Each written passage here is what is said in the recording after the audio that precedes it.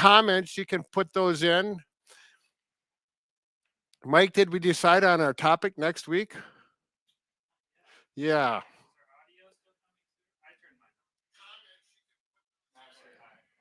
Hello. We're good. They didn't hear the last part.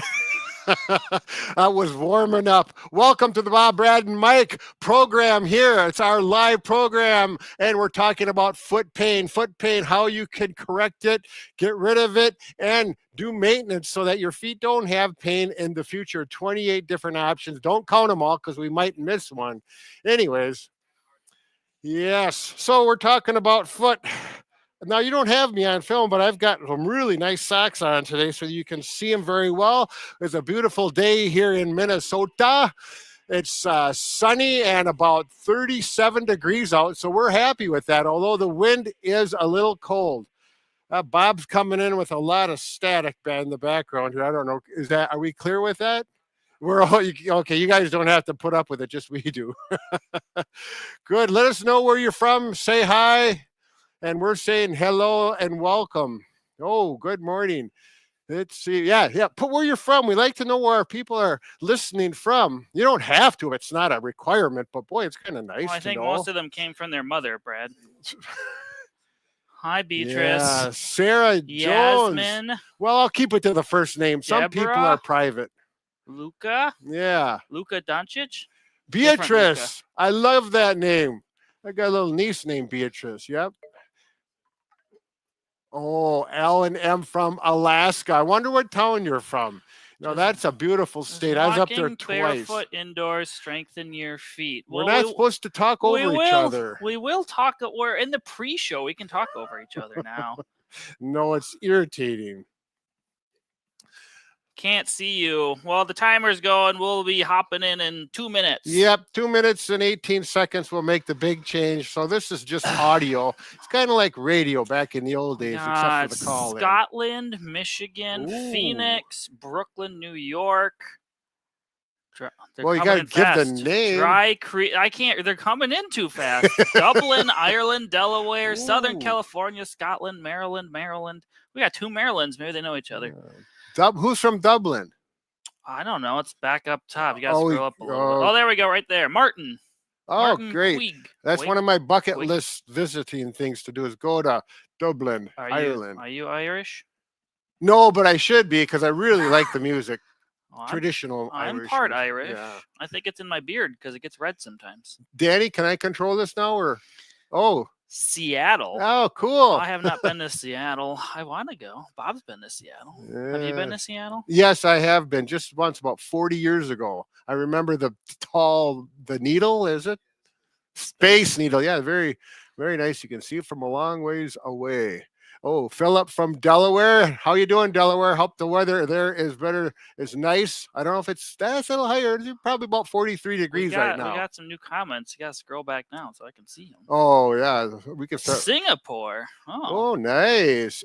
The Hoosier State. Do you know where that is? Indiana, Illinois? Which one is it? Indiana Hoosiers? Yeah. Yeah, it's Indiana, isn't it? All right. We are from the Midwest. We should know this. 45 seconds to go. Scroll down. There's one. Oh, Virginia, Tennessee, Western Arkansas. Here, I'll let you play with that. DC. Oh, thank you. Yes. Give me the mouse. We're talking about the mouse, yeah. Oh, that would be nice. I'd like to go to an Irish pub. If Bob and Brad venture Dublin, we got to message Martin. And Kim Big toe started out from numb. Minnesota. Well, we'll get to a bunch of toe and foot strengthening. 12 seconds. 12 seconds. Oh, we got to get ready for our information. So Danny's hijacking the mouse again. Yep, that's all right. You got to understand, we don't have full control. We got 2 people. The 2 most famous physical therapists on the internet. We'll overthrow the music, the intro music. All right.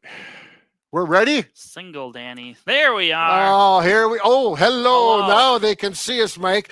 All right, we want to start this out with a little story. It's a true story, and this is a story about Bob and his sister Donna, 64 years old, and she had terrible foot problems. As a matter of fact, her podiatrist suggested or recommended foot surgery, and naturally, she contacted her brother Bob and said, "Is there anything you know that can help my feet before I have surgery? Maybe we can get around it." So, you want to go on with the story about all the things wrong with her feet, or should I continue, Mike? I can go on with it. So she had a bunion, a blister, Morton's neuroma. I'm going to read the board because this is too much stuff to memorize. I know Tanner. it by heart.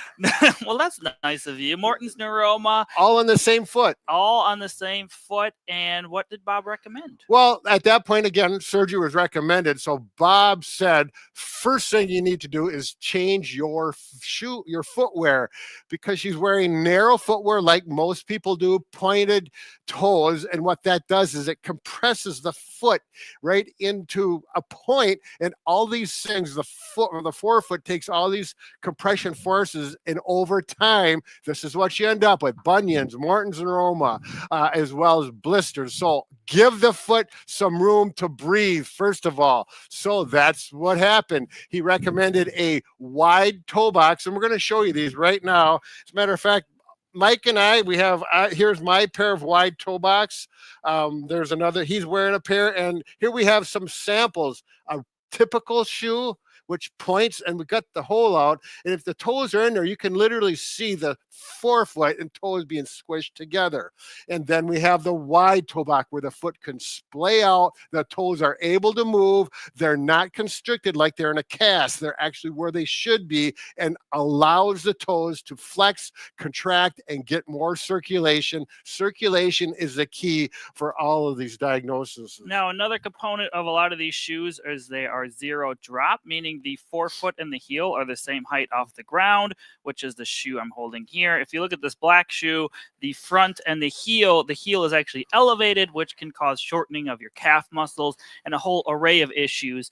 Now, we will talk about shoes more later, but zero drop doesn't have to be quite this flimsy. Yeah. You can still have some cushioning, like the shoes I am wearing right now.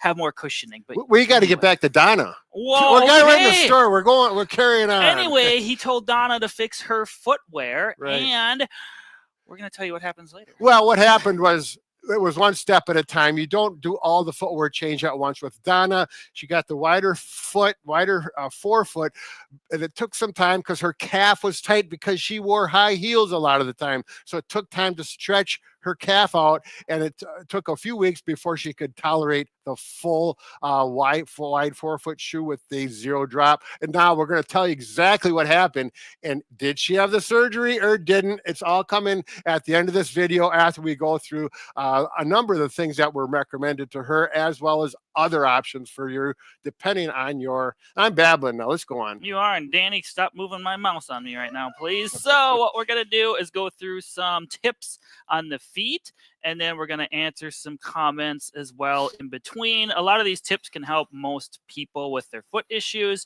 but we will address some of you specifically. So the first thing we want to talk about is different little movements you can do with your foot and ankle with no products or anything needed at all. You just need to sit down or stand up. Can you go down here? I got my cool socks on. They stick out, don't they, Tanner? Yeah, so simple. Dorsiflexion up and plantar flexion down, just like I'm sitting here. Put your feet out and make sure you have, definite pulling up, stretch things out, see if you can get your toes up and down. Do about 10 of them in a row. Do those throughout the day, every couple hours.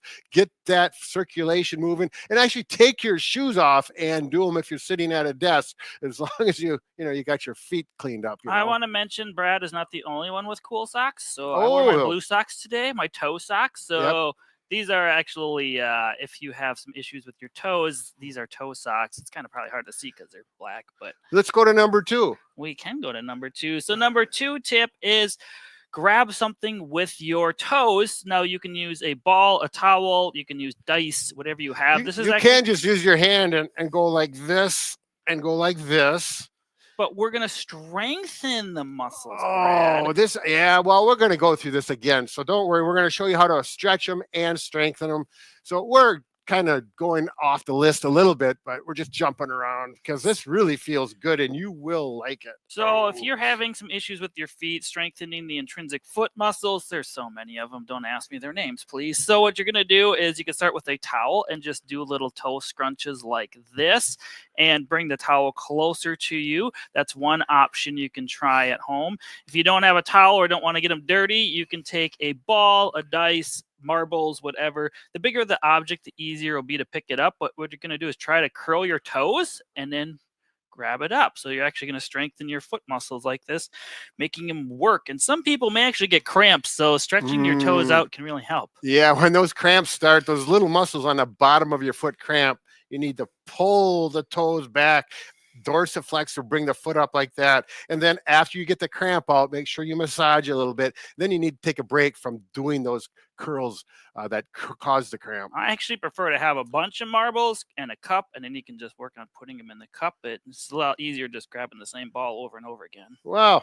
I don't know if I can grab Can a I golf throw ball. it at the camera? Don't do that. Be nice. The next one, Brad, you already kind of talked about, but just working on your toes separately. So oftentimes people can control their great toe or your big toe, and then your other four toes just typically work together.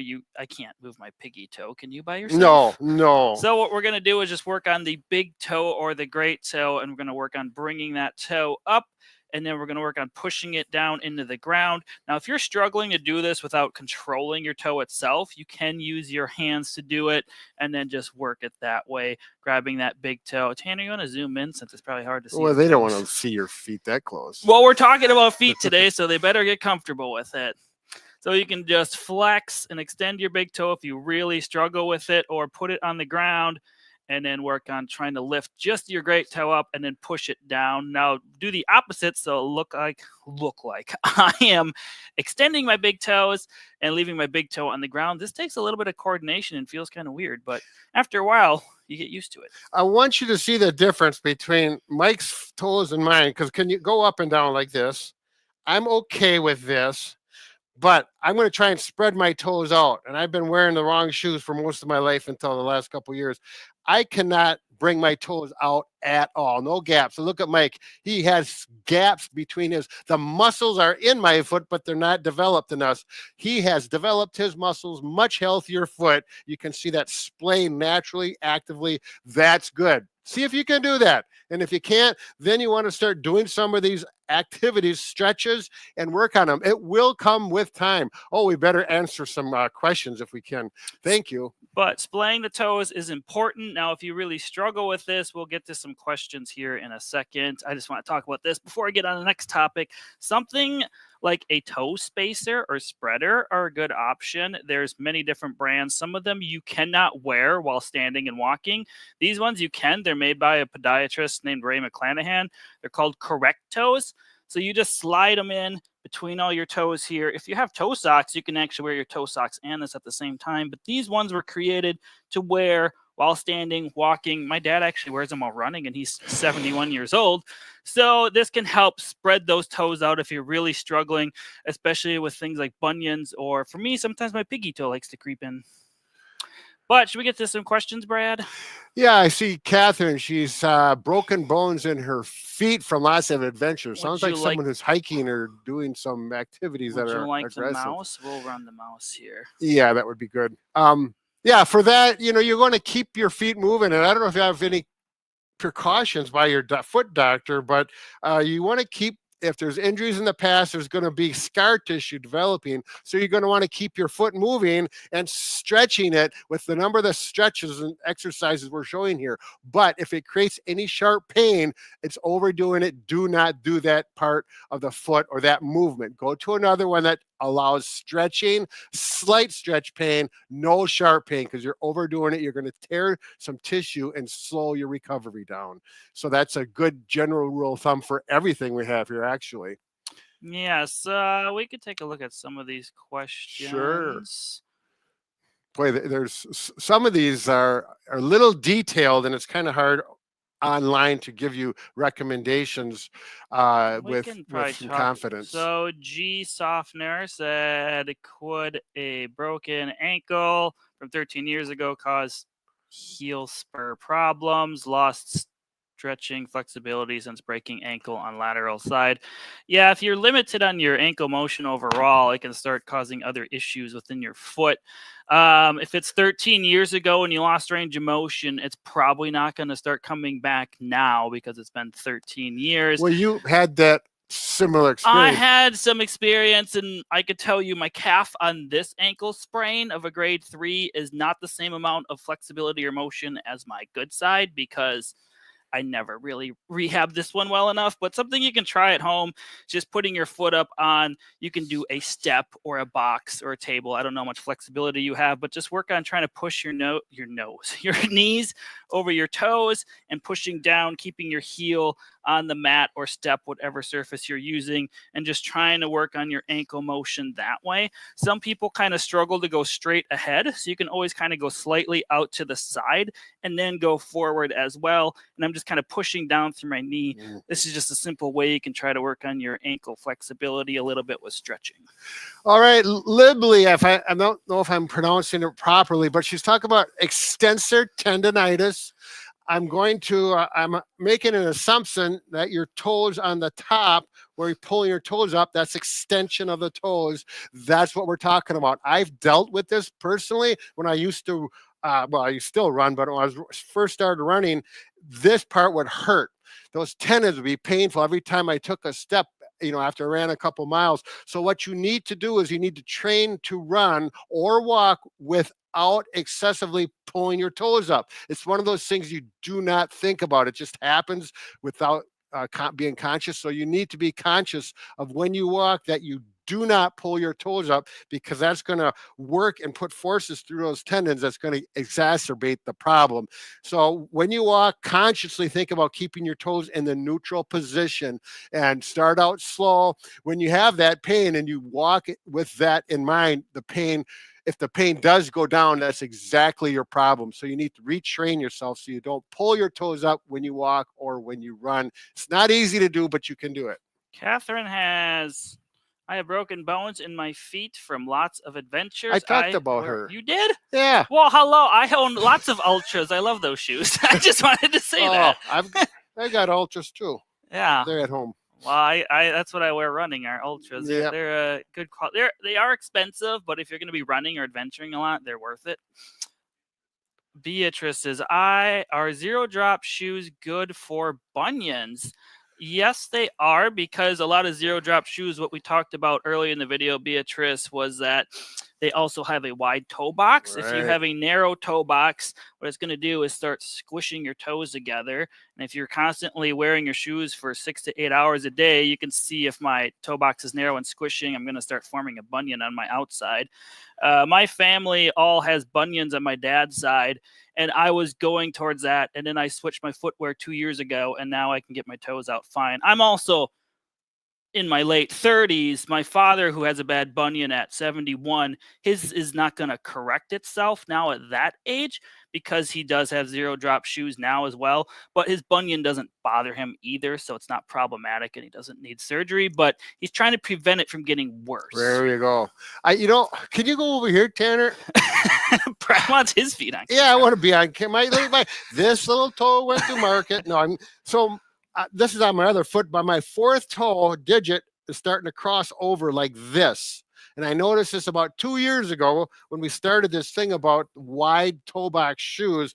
And it's like, I could feel it all the time. It's like, oh no, I'm having one of those issues and I'm going to end up with my toes crossed when I'm 70 years old and having all kinds of foot problems. So I started wearing the wide toe box shoes, and actually at home, because it's more comfortable and it's cheaper, I start wearing the Crocs. They're wide toe box, easy to get in and out in the summertime, great by the water. They wash out clean. You step in some dog dew, they clean up well if you got a dog. But now I don't even think about it anymore. The whole problem has disappeared. I used to feel it all the time, and now it's gone. I actually forgot about it for the last 2 months, and just recently I thought I better mention that. This is an important topic. So wide toe box, yes, Crocs are a great way to go. You don't have to have socks on, or you can wear them, but it allows your feet to breathe and move, exercising the toes. Sharifa asks, sorry if I'm pronouncing your name wrong, I have plantar fasciitis after hip injury, but now my heel hurt a lot. How do I handle this? So with plantar fasciitis, some of the stretching we showed earlier, just trying to stretch your toes into extension can help. We're going to get into massaging of the foot as well later, which can help. If you're really sensitive down here, I would take a frozen 20-ounce pop bottle and then just roll on it, because that ice oftentimes with some light massaging can help if you're in the early phases.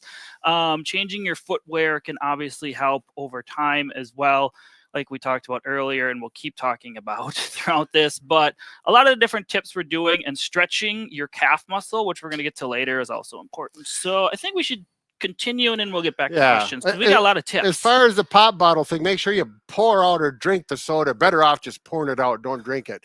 Fill it up almost full of water, and then freeze it solid, and then you roll back and forth. I just wanted to be clear on that. Yeah, don't freeze the pop. It might explode. Yeah. So don't, or soda, wherever you're from. And then keep that. It'll work good for your feet in the future, as well as other injuries that need to be iced. Let's do a few more exercises. Let's go to the, what is number 7? Short foot exercise, arch doming. Doming. Yeah. You want, should I show it? Sure. Okay. Okay, Tanner, you ready? Yeah. All right. So here we are. Let's get a pointer. There we go. Don't poke your foot. So here we are. Now I've got a fairly normal arch, so, and if some people are going to be flat-footed or more like this, and what we want to do is get that arch and strengthen the muscles that form that arch. So you can simply put your weight through your foot and then go like this and put the weight over on the outside of your foot, push the toes down in and form that arch. And I already can feel little muscles in here working. Again, this might cause a cramp, particularly if you haven't done this and they're weak and you're really working them hard. Do this about 10 times. But if you feel cramps, and I actually feel little cramps on these toes right now, stretch them like this, they'll be fine. Okay, so good way to work on arches. Now, another exercise you could try to work on your foot and your ankle mobility is Brad's famous ziggy-zaggies or zigzags. You can do this seated or standing, depending upon how much ankle or foot pain you're having or how much limited mobility. So what you're going to do is, just like you got windshield wipers on your feet like this, you can start. Brad is showing an advanced standing version there. I'm just seated doing it. So you go on your toes, then on your heels, and on your toes, and this just kind of works a little bit of everything with your ankle. Yeah, it's really good for ankle strength, which has a lot to do with your balance, but supporting the ankle as well. And here you can do it like this. It's kind of like the Charleston, if you were at that age or that music loving, or if you really want to get more. And it's best to do with shoes on. I would never do it. Oh, I would, but shoes on is much better. If you want to go 1 foot for advanced strengthening, put some shoes on though, because my frictions kind of bother my feet.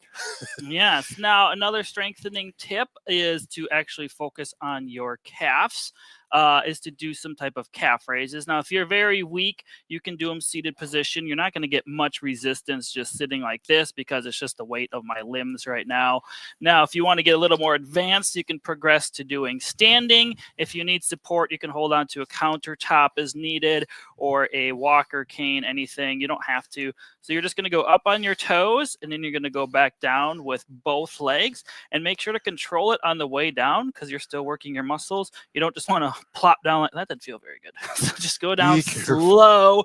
You can do 3 sets of 10 repetitions. You can work up to 15 reps, whatever's comfortable for you. If you find that easy and you want more of a challenge, you can hold on the weight, or you can just go to a step of sorts. Because what does that mean? They could be a high step, a low step, a 2x4, a 4x6, whatever. So stand on the edge. My front of my foot is on your. I wouldn't do this in socks. It's kind of slick. Do barefoot or shoes. Probably shoes would be your best bet. So you're actually going to lower down. So I'm getting a stretch now, and then I'm going to go up. So you're getting more of an increased range of motion with your calf strengthening. Again, hold on for support. Do 2 feet if that seems simple. Go over to 1 leg. And that's how you strengthen your calves. Should we mention the other muscle group that we didn't even put on here? I want to mention that make sure you do those with shoes on. I did say that. Oh, I'm sorry. You weren't listening. I was trying to read a a comment. I would like to say it's important to focus on the other muscle group as well in your front, which you would lean against the wall. I just don't want to make everyone keep moving their camera angles here. Sorry, TikTok. They probably can't see me right now. I got to scroll over a little bit. Here we go. So if you're leaning against the wall, the further your feet are away, the more challenging it's going to be. And my staircase is moving. There we go. So you're just going to work on bringing your toes up and then back down. You're going to strengthen your tibialis anterior or front shin muscles. You can see mine actually activating when I'm lifting my ankles up. Again, try to do 30 repetitions total, whatever is comfortable for you. 3 sets of 10, 2 sets of 15. But that's a good way to strengthen the opposing muscle group. What else are we talking about with strengthening? Oh, geez, I'm breaking stuff. So all this strengthening stuff, you might have some relief with your plantar from it, plantar fasciitis. Maybe not. Well, actually, the one here where you stretch and do that with the foot, like Mike was just demonstrating. But we're going to get into some massage techniques for the bottom of the foot, which have a lot of people had success with, and because it increases the circulation, relaxes the muscles, and circulation for plantar is really important, and then not irritating or tearing the tissues, particularly right at the heel right there. Now, I would like to mention there's one thing before we get into massaging. Often people ask about arch support. Should they get arch support? What's the best type?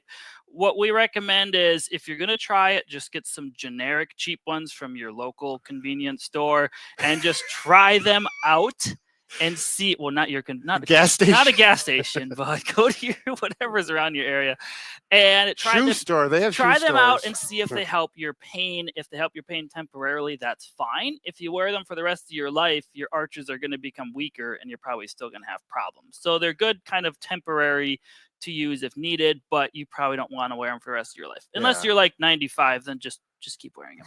That's fine.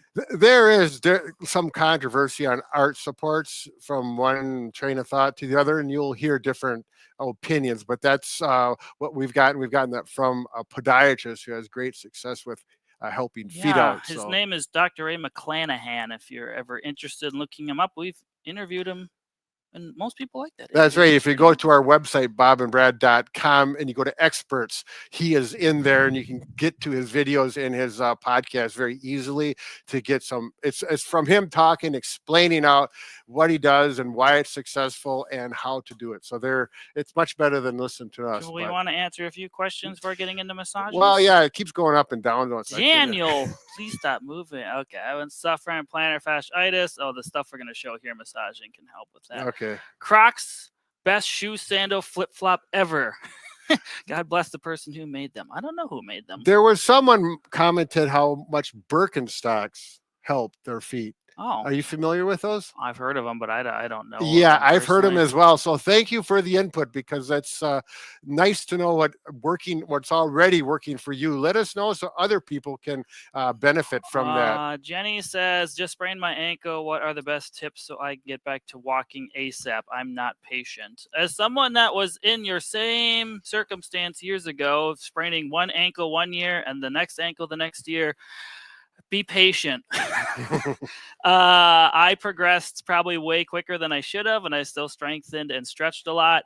I kind of started on biking and elliptical early on versus running because that didn't feel very good, obviously. But you want to work on restoring your range of motion, prioritizing over anything. There's tons of different stretches. There's tons of different mobilization techniques you can find online, but just make sure your motion is there first, because one of my ankles, I never really regained it after the ankle sprain. So it's important to work on it because it can cause a whole array of issues down the line.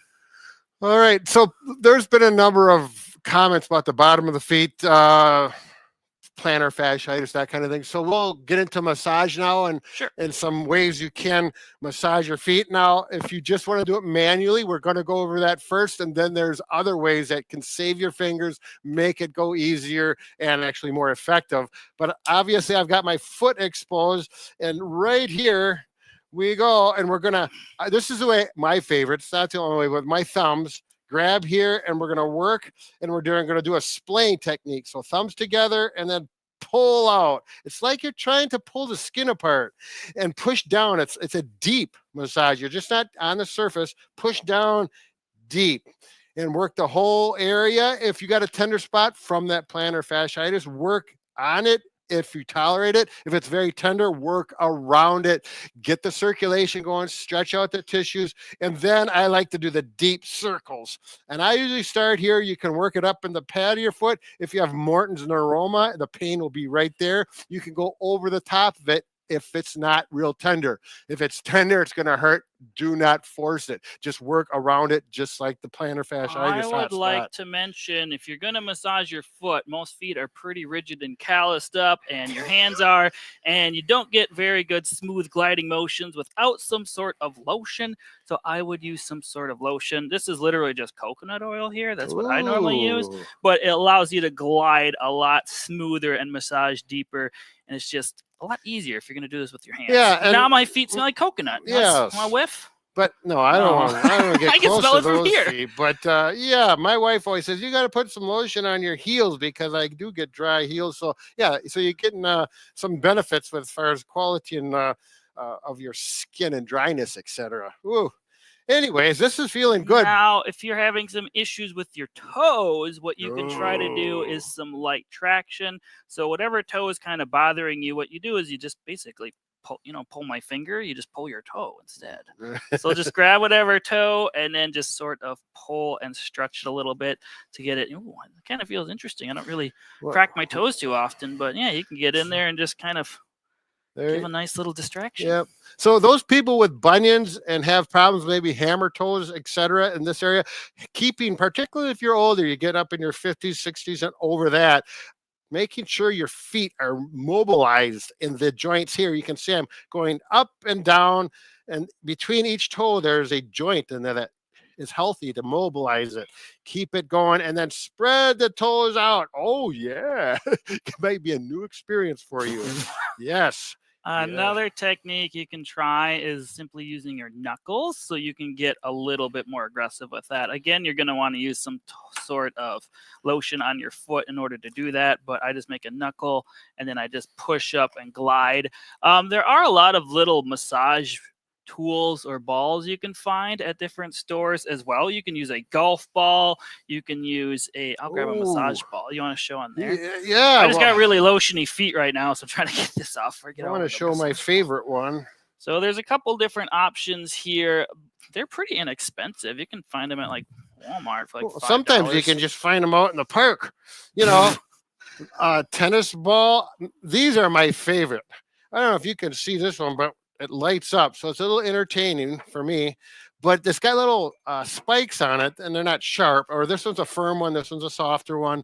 That can be really, it's a personal thing. And some of them have more little bumps versus spikes, so they're not quite as aggressive feeling on the bottom of your foot. Otherwise, a lacrosse ball works well. A softball might be a bit. You could use a pool ball, like an 8-ball. Sure. That'd be pretty aggressive, so I would hold off on obviously, that. the more pressure you put down through your foot, the more aggressive it's going to feel. You don't have to push down as hard, especially if you're very sensitive early on. But this is just a good way to self-massage your foot. You don't have to use your hands. And that's enough of that. Just a good toy. Yeah, so these are good things to do, particularly plantar fasciitis, or you just have stiff feet and you're trying to get mobilized things for circulation. So if you do have a massage gun, this is my favorite thing to do now. Instead of doing what I did with my fingers, I can do it better with a massage gun that reciprocates.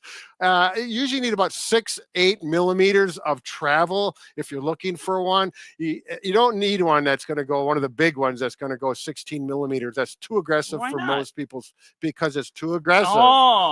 So you can use the ball head, works good, or whoops, there it goes. An airhead. Airhead. I've been called an airhead. So it's a little softer. There's these heads that Mike has there, they're hot or they get cold, and that can be a good feeling on your feet. They're hard, so if they're too aggressive, if it creates pain, do not use it. Nice and warm. Yep. Yeah, Yeah, you that's a can- nice thing Most of the about it. time when you're massaging, you'll find a part that bothers you more than other areas. For me, it's normally my inner arch region here, but just kind of mess around, and then there's no real rhyme or reason to techniques. Obviously, you just don't want to hammer your toes a bunch. It's I'm going to put marks on my feet, particularly for Morton's neuroma. Pain is typically right there. I have it myself. And then oftentimes a tender spot for that plantar is there. If you're using a massage gun on it, you can go straight in, but a lot of times I go sideways with the round head. Much better as far as getting a cross friction massage. Not as aggressive. Good way to start. If I get close to here, I'm going to work around it. Now, on your heel, you're probably not going to go straight in like this. That is going to be aggressive. Turn it sideways, work it like this around there, here, around this. When it starts to get better, you can go over the top of it, in on it, but again, sideways, maybe this way. But when I get up to here, my Morton's neuroma is feeling good right now. I want to mobilize all of these joints in the forefoot in the forefoot part of the foot. That's what I meant to say. The ball of foot. A lot of people call it the ball of foot. So I just go directly in with the round head or the air head, which is a little more not so aggressive. One question I saw earlier was, are there Ooh. any precautions about massaging your feet if you have neuropathy? Most people aren't going to get that aggressive with the massage that you're going to cause any type of damage if you have neuropathy and have poor sensation. The only thing you want to be wary of is if you use a lot of heat and you have poor sensation, you just don't want to get any type of burn or frostbite. So I'd be more concerned about heat and cold than I would just massaging. Yeah, and the other thing, if you're diabetic and you don't have good sensation in your feet, you're going to be cautious with the massage guns, because if you don't feel it, the nice thing about if you use the airhead or the round head, they're not as aggressive. You can still do it. This is much more, or feels much better than that round head I even had if I go straight on. I would like to mention you have a large foot massager just right there. You could just use Oh, that well, instead. yeah, we'll get into that. So now, Actually, one of our coworkers has neuropathy, and she uses that, and she loves it. oh, well, let's get on to it. I just wanted to mention the top of the foot you can massage, but I would say only with the air head. Yeah. There's no muscles there, it's tendon and bone. So I'm not trying it with this one. yeah, these foot massagers work very nicely. Like we said, we've got a coworker with neuropathy. She uses it. I've had a lot of good comments about these. They have compression. They have massaging, kneading the bottom of the foot, and also heat. And they're controlled all with a remote, so you don't have to bend down. There's also buttons here. You can do it without the remote or the remote. It's up to you. But again, 3 different levels of compression. I usually like it on the lowest or the middle. I have a friend who has one. He likes it on the full blast compression. It's a little aggressive as far as I'm concerned, but he likes it a lot.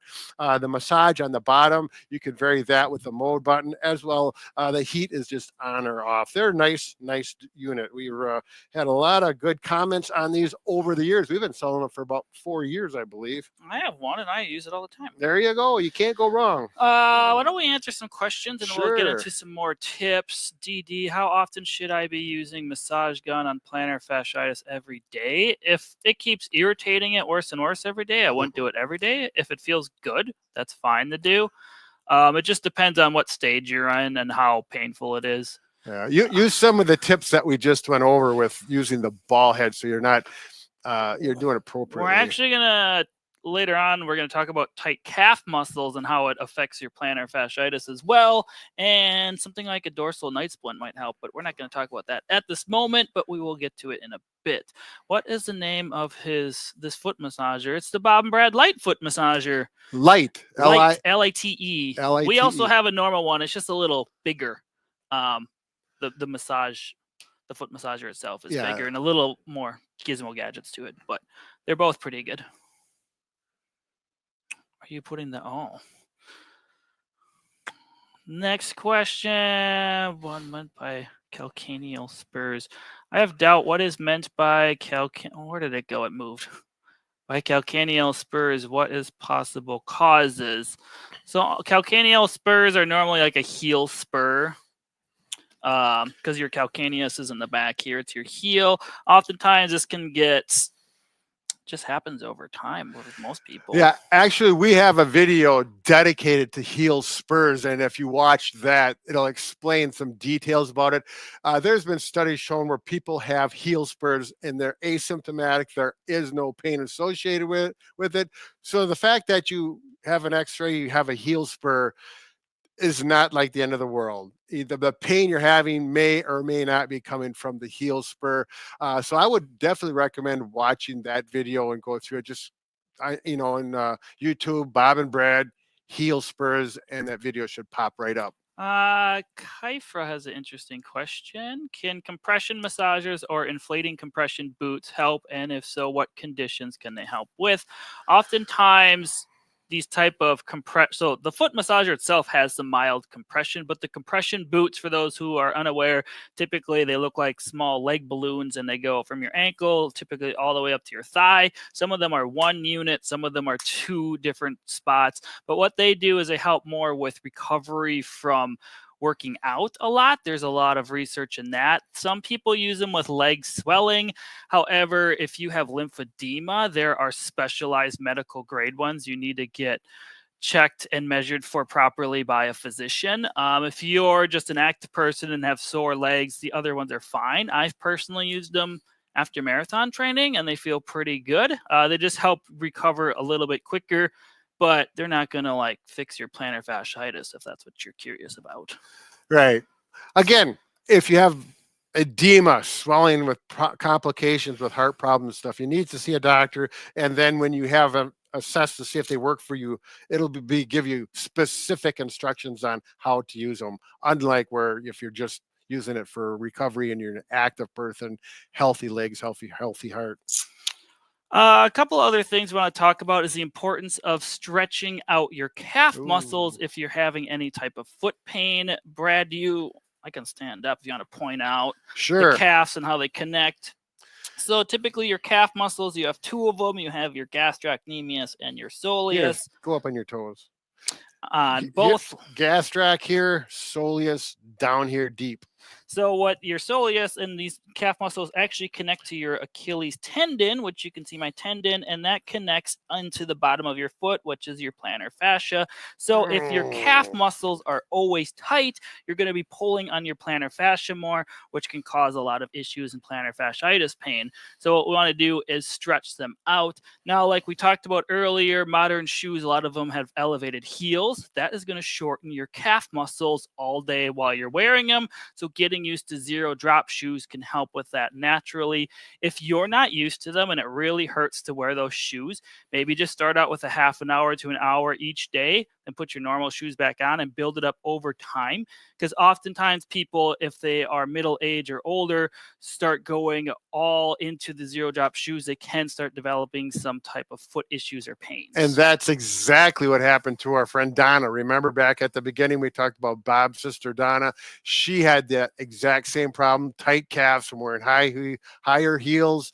And she took a few weeks to stretch the calf out before she could progress to more advanced healing process on her issues. Now, to stretch your calves, there are many different ways to do this. Standing up, a simple way, you can go to a wall or a step. Tanner, why don't you just follow me over here temporarily? Danny, I don't know if you can move TikTok for us or not, but if you're just leaning against the wall or step, the foot I'm stretching is going to be back. And then all I'm going to do is start leaning forward and you will feel a stretch in your calf muscles. If you want to feel your soleus a little bit more, bend your knees and then you're going to feel more of a soleus stretch. Make sure to do both legs. So just switch positions. This is a nice safe stretch most people can do. You can also use a wedge board of sorts or a step, which we kind of showed earlier. Since I'm over at the stairs, all you have to do is get on the edge of a step. We showed this one already. We did, but we showed strengthening. We're just showing stretching now. So wear your shoes. I'm not wearing your shoes. Don't do as I do. And just let the heels go towards the floor and just hold this for 30 seconds. If you want to stretch one side more, just lean to that side a little bit and you feel a good stretch. I'll show the incline board over here, which are fairly common and they're very effective and they're not very expensive, or you can make one if you want. This one I made in my garage with some wood. We do have a video on how to make it with dimensions and everything on Bob and Brad. The one thing I wanted to mention, if you're stretching here, did you mention don't let your foot angle out this way? No. Yeah, so don't let your toe go that way. It's absolutely critical. Toe points towards the wall. If you're using one of these, much easier. You use a lot of body weight. You have to have one that has a non-skid surface. You put your foot on there with a shoe. Don't try it without a shoe. You could, but it works a lot better with a shoe. And I'm just going to stand. Oh, is that a nice stretch? Look at that. It feels good too. Now, if I want to get the soleus, straight knee is a gastroc upper area, soleus lower by the ankle, slight bend. And there we go. My heel comes off a little bit, but that's all okay. Getting the soleus. You're going to hold 15 to 30 seconds, 2 or 3 repetitions. Do both feet. Otherwise, after a while, you start walking around in circles. That's supposed to be a joke. I don't know. Anyways, good luck with that. These products really work well. I think this is about a 25-degree angle, if I remember correctly. Everyone's a little different on that. Some of them are adjustable. You can't go wrong with that.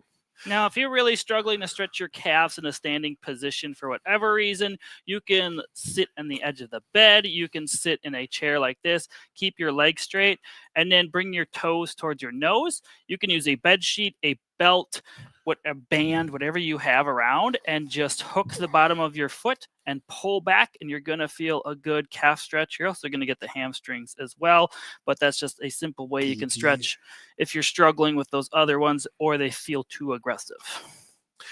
Are we going to show this? We can show that. Because Dee Dee, she actually just asked any recommendations on foot splints for sleeping with. And yes, we have a nice one right here. There's a number of products that work well. We're not promoting one or the other, but how they work, we'll just explain. So these are called a dorsal night splint, DORSAL. There's lots of brands. This one is Mars Wellness.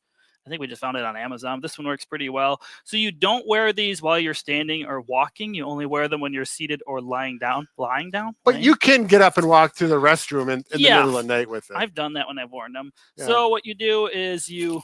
Did I mention this is for Dee Dee? That you did. Yeah. So most of these are one size fits all. If there's other options, just make sure to read the shoe sizes for yourself. You slide your foot in, the forefoot, then I take the heel, I put it in here. Got to slide it through. Oh. Like this. Yes. So someone wants to confirm you actually sleep with this. Yes. And then you adjust how much flexibility or dorsiflexion is by this strap. Now, this one isn't going to pull you into a stretch. If you look, it just keeps my foot in a neutral position. So what I mean by neutral position is this and not plantar flex like my other foot is. Most of the time when we're sleeping, even if you're on your back, especially if you're on your stomach, your foot is going to be plantar flexed. This is going to shorten my calf muscle if you look at that. So no one's going to sleep remembering to hold their foot up like this all night. So what this does is just keeps it in a nice neutral position. When you first try these on, like when I've done it before, I've gone to bed, I feel fine. I'll wake up in the middle of the night, like 4 hours later, and my calf will just be super tired or feel tight. So I will take it off then because I want to go back to sleep. Some people will not wear it when they go to bed. And if they know they always wake up in the middle of the night, they'll put it on. So it's on when they wake up in the morning. Right. If you have plantar fasciitis, that would be a good idea. I personally do not. And I also know if I wake up in the middle of the night, I'm not going to put this on. I'm too tired. I don't care. So I will do it before I go to bed. Yeah, this is, we've had people that have tried everything. They tried the night splint and they were successful, particularly if you get up in the morning without a splint on. And when you put weight on your foot, oh, it hurts, and you go like this. And then after you walk around a little while, it starts to feel better. Those people will more than likely benefit from this. I did get a comment also. Someone was asking about extending the toes along with the foot. I think they do make these night splints that they have a Velcro stretching device here where you can Yeah, put most of some on the toes. That's getting pretty aggressive. Yeah, you're gonna feel very uncomfortable because if you think about most stretches we showed, you do them 30 to 60 seconds a couple of times a day. You're wearing this for 4 to 8 hours or however long you sleep. So it gets pretty uncomfortable. But if you think about your foot being in that position for that long, it teaches your calf muscles to elongate again and feel stretched without being too aggressive. Yeah. Yeah. So start out not too aggressive, work with it. You'll learn day to day. So if you pull up really tight the next day, your leg is sore and you start swearing at Mike or me, you need it too aggressive. So that's just a warning. Another question is, do you recommend wearing compression socks with plantar fasciitis?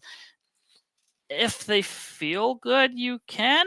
It's not necessarily gonna help with it. You sound Compression socks help a lot with circulation in your feet. So Right. if you have circulation issues, if you train a lot or run a lot and you want to recover faster or take some pressure off of your calf muscles, they can help.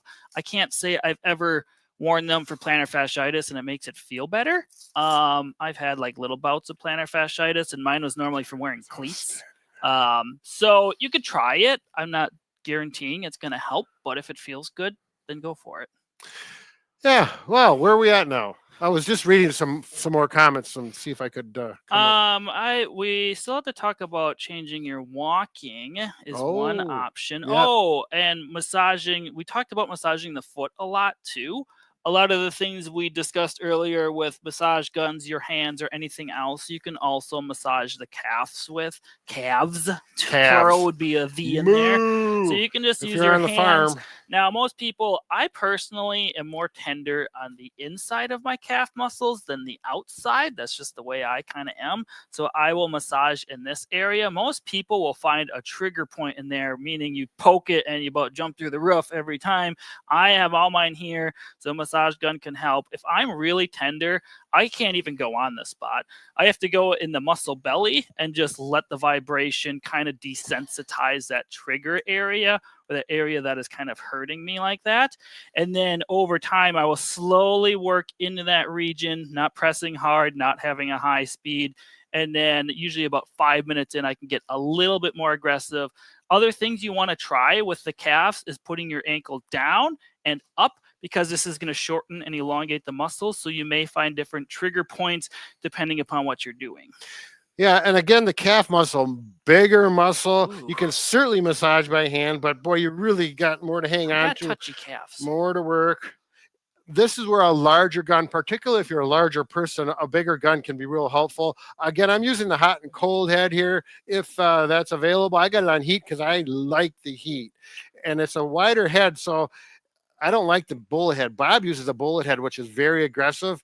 I like a little bit bigger on here with the heat. It actually makes it more of a pleasant experience. Oh, What? Oh, I don't know what he said. Tanner's saying something to me. oh, yeah. All right. Yeah, Bob is here. He's listening. There's a nice roll. I'm going to continue this because it feels good. There's Bob. So, all right. Well, say hi to Bob. Say hi to Bob. He's here. He's wearing his director hat. And you can see Tanner with the camera behind him. A couple other ways you can massage your calves if you don't have that. You could certainly just use a large softball and massage that way. If you have a foam roller, you can roll your calves that way as well. I like the foam roller. If you do both legs, it's not quite as aggressive. If you do one leg and put your weight through, ooh, that's really digging. But this is just another option. You can substitute that out for some type of softball, massage ball, whatever. They all work. So if you have any of these options at home too, you can just use them to loosen up that area. And if you're comfortable, obviously getting on the ground. Good.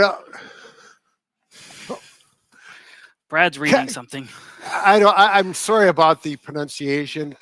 Kaifra. Anyways, Kaifra, she's asking how long do you massage the muscle? And that's a good question. Usually 3 to 5 minutes is sort of the adequate amount. Yeah, so it varies. It depends how tight your muscle are. If you're using a massage gun, you might be more aggressive and maybe not as much time. If you're doing it by hand, may need a little more time, but your fingers and hands probably will fatigue that's when you stop, because you don't want to get problems with your hands, particularly if you have arthritic If problems. you're paying a massage therapist, it's how much money you want to spend, is how long. And if you're doing it yourself, it's till I get bored or distracted, and then that's usually when I it's most people don't over massage, because you can just tell. You'll feel the difference. Again, 3 to 5 minutes is a good rule of thumb. It can be a little longer, a little less.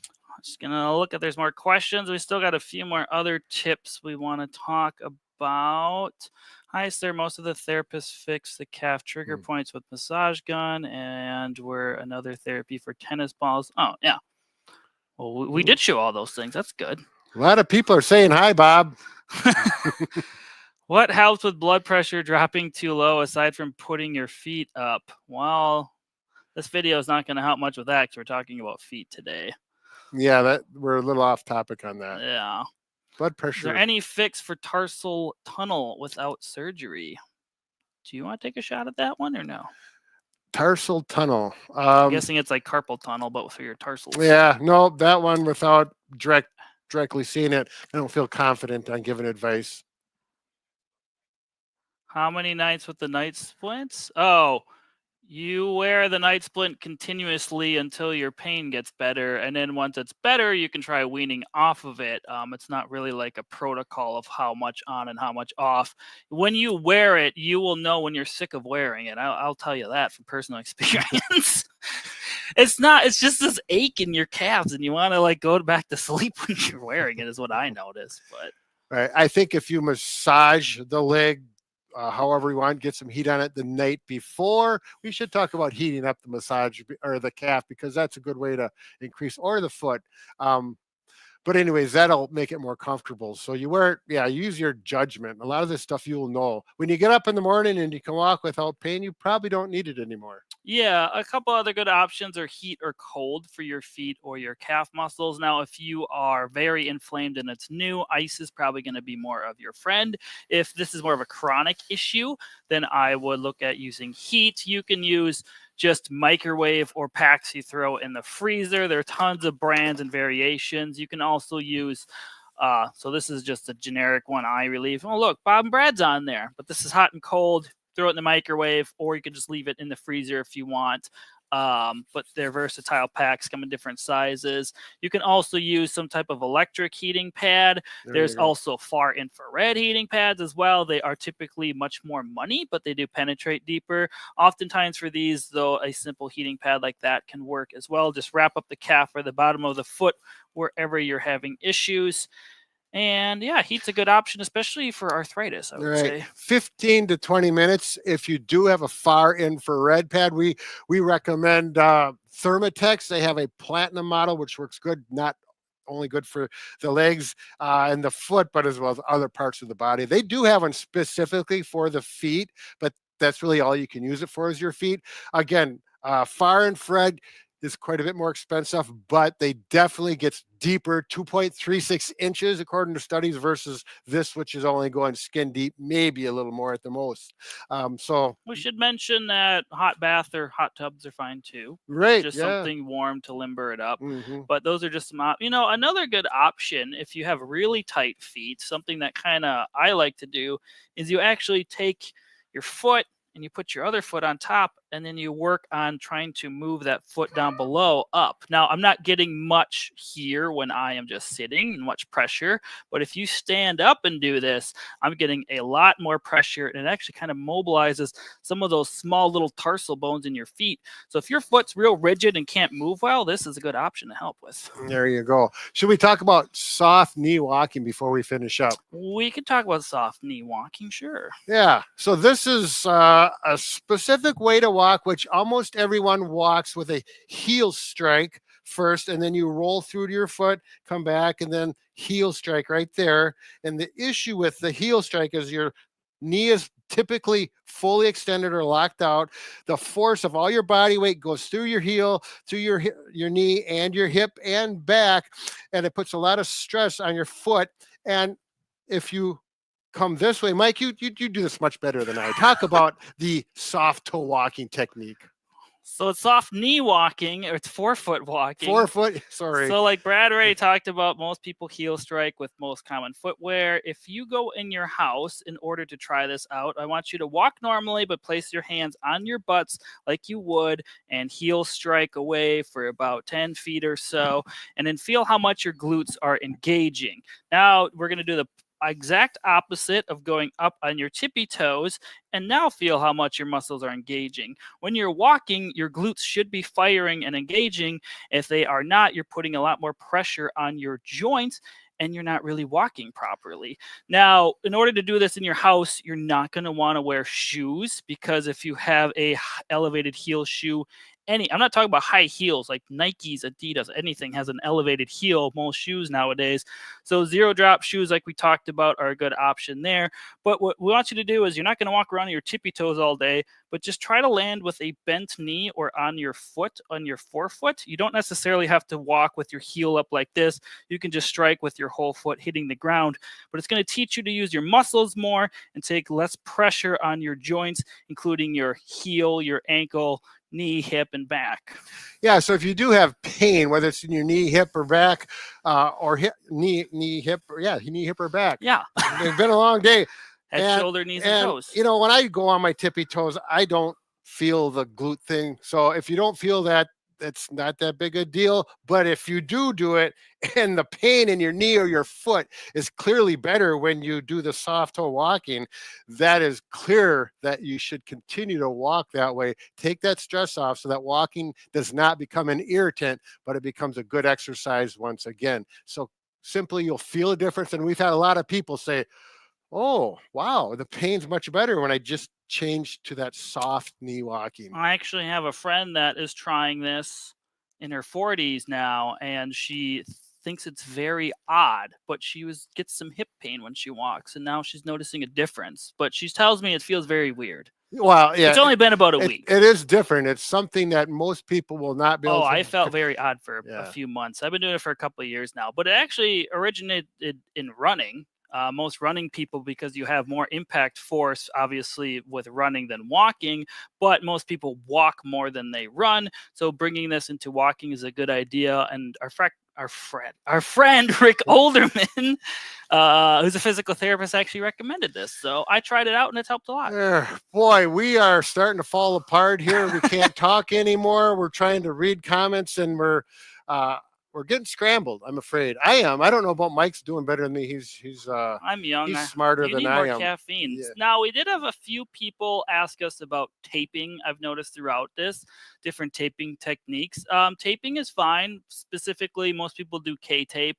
Kinesio? Yeah. Mm-hmm. Other people use other tapes, but there are lots of videos online you can try. You have to learn a lot and know how to apply it correctly for it to work. So if you feel comfortable doing that, or maybe going to a therapist, but it can definitely help take pressure off of certain muscles.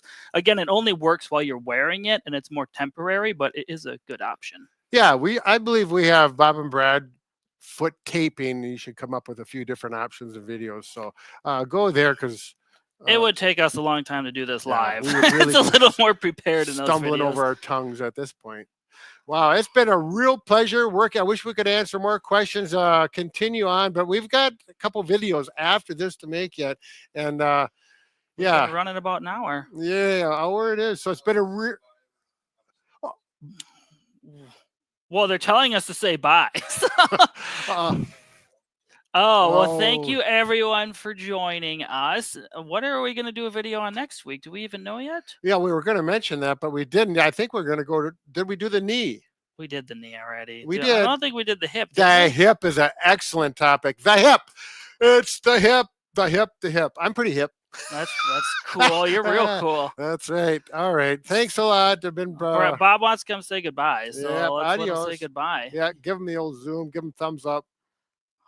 There he is. There he is. Wave, Bob. Wave. You're on camera, Bob. I think he's muted. He's talking to us. Right? You gotta wave. I think he's saying bye. Yeah. We'll mouth him. Yeah. He's singing the Bob. What about Donna? The Donna story, Bob's sister. That's what he was trying to say. I was reading his lips. You read his lips. So there's what happened with Donna. She is now, after Bob's guidance. It's a couple years later. She is back to walking several miles a day, which point she was not walking at all in her worst. And the pain, and she's pain free. So no surgery, a complete success, all because of ideas that we just mentioned to you. Again, a lot of these tips we have taken from Ray McClanahan, who is a podiatrist. So thank you so much, Meadow Wander, for the tip. Yes, we will do the hip next week.